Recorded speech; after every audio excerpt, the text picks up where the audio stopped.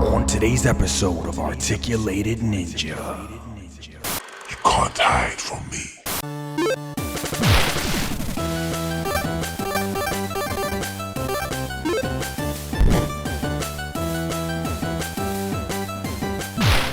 What is going on, everybody? Articulated Ninja here, and today we have not so much of an action figure review but more of an overlook from Axytoys. They were nice enough to send me over something from their newer 12 Bones line.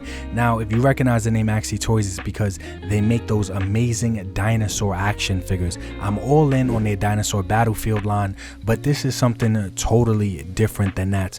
But since it was still animal related, I told them, yeah, definitely send it my way, I will check it out. So let's get into these creepy ass figures. And the reason I say that is because there's two figures in two different colors. The mouse looking one, aka that's not Mickey Mouse, and then we have this weird like bull type of looking one. And these shits just scream horror and creepy to me.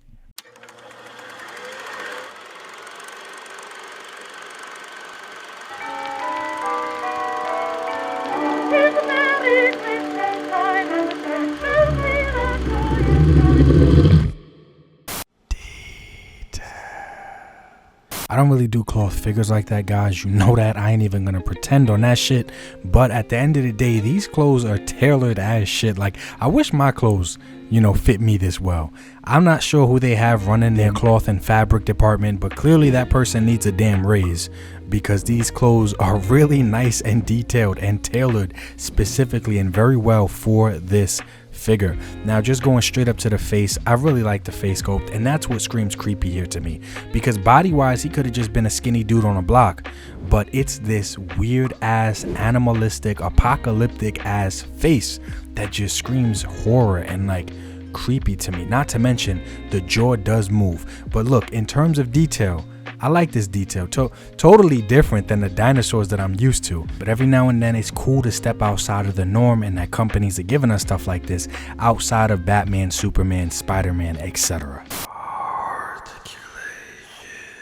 When it comes to articulation with this guy, nothing too impressive, but definitely has all the basics down. I will compare him more to like your standard Marvel Legends, and I'm surprised by that because he is kind of a taller figure. We'll get into the size comparisons in a minute, but the cloth is really stretchy, so none of the fabric actually restricts his movement in his leg. You guys can see, get him into some crazy kicking poses. He does have some type of diaphragm or ab crunch in there somewhere. I like that the hat is magnetized, so it's not like a peg or nothing like that, and the ankles have really good movement as well. But I do like his gator or crocodile skin type of looking boots. Whatever this shit is, it looks pretty cool to me. But overall, in terms of articulation, this guy is pretty standard, and I'm surprised that the fabric doesn't limit him, the way fabric has limited some other figures that I've messed around with before in the past.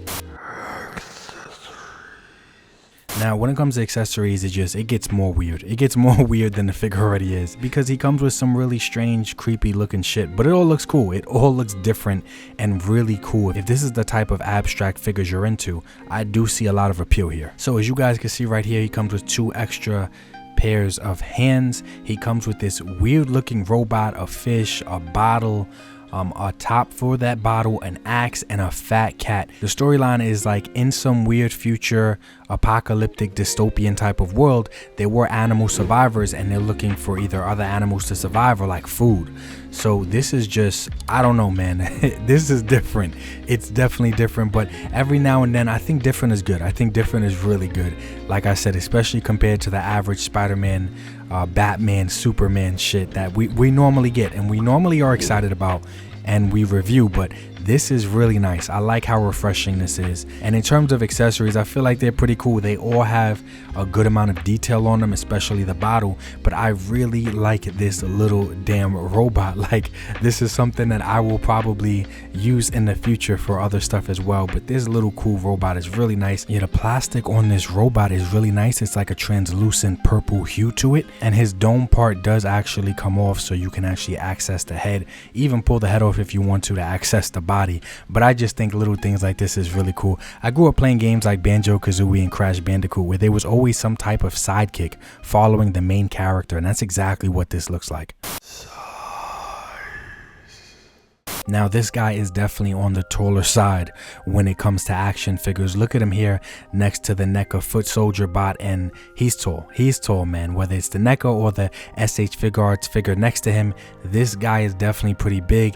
NECA David Xanatos, as well as the Valorverse Action Force Glow Trooper, and he's tall, man. It's not until I put him next to like Maestro Union and stuff that he starts to look small. But next to some McFarlane figures, he is like the standard size for a standard McFarlane figure. So this guy leans more towards 7-8 inch, because you guys see him here next to a Warhammer figure with a Valorverse head and a McFarlane Batman figure, and he's right around that scale. But to me, where he fits in perfectly in the shelf he's going on in my collection is the horror shelf, and he fits in so well scale wise with some of these NECA horror figures.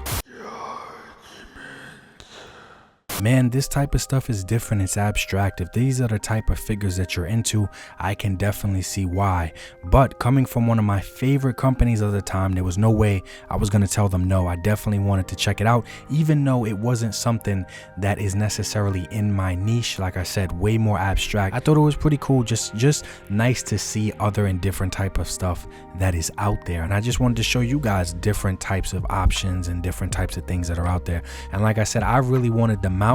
Shout out to D Amazing. I watched his review. He thought that these figures were creepy as well, man. He was lucky enough to get the damn mouse. It was my fault. I should have told him that I wanted the mouse, but this guy also did not disappoint me either. Pretty cool, man. It's crazy to me that the same company bringing us those giant hefty ass dinosaurs can also switch lanes and go in a total opposite direction and give us some shit like this too. I think that is pretty cool. I'll leave the link in the description below to 5ktoys.com, where you can pre-order these guys. And like I said, I'm still gonna try to get the Mickey Mouse one, because that one to me definitely belongs on the horror shelf with my horror figures.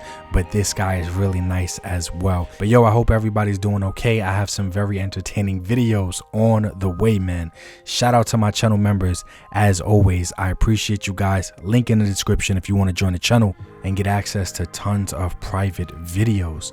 This was just a quick overlook at the Axytoys 12 Bones line, man. I hope everybody's having a good day. Like I always say, life is short. Try to appreciate it more than you complain about it. Peace. You can't hide from me.